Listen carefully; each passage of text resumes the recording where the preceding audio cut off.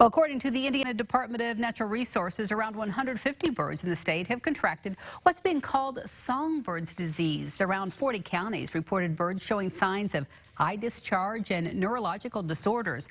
Now people are asked to remove things like bird feeders and bird baths from their yards. Zeke Torres spent the day learning more about this disease. He joins us. Zeke. Dana, officials say the first detected case of songbirds disease happened in late May in Washington, D.C., and while Indiana reported their first case on June 1st in Bloomington. Now researchers are currently working to see what's causing this illness and how transmittable it may be.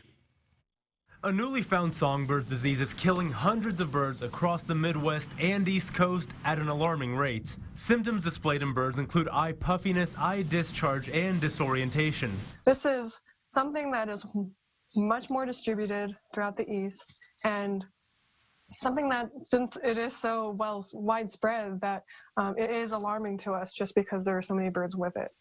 Allison Gillette, ornithologist with the Indiana DNR, says a majority of diagnosed birds in Indiana have died due to this disease. Currently, it's unknown how infectious songbirds is. As a result, we are taking the most conservative approach and being as cautious as possible, and just kind of assuming that, yes, it is transmitted through birds having interactions with each other. And so in order to prevent that from happening, we're preventing them from congregating by taking down the feeders. Indiana residents are being urged to remove all types of bird feeders and bird baths from their yards to reduce potential spread.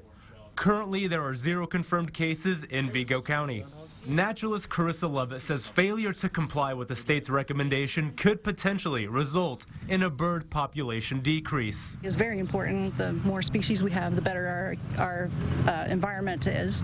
Our ecosystems are healthy and everything. So if we can do something, we need to do it to keep everything healthy and figure out what this is so we can combat it.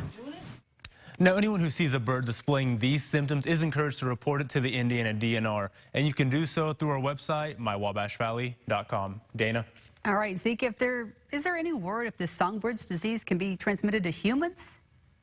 Yeah, so as of right now, there isn't, but lab work is still being completed to confirm those results. The DNR is encouraging people to avoid handling birds, but if you have to remove a dead bird, you are asked to wear plastic gloves and dispose of them carefully.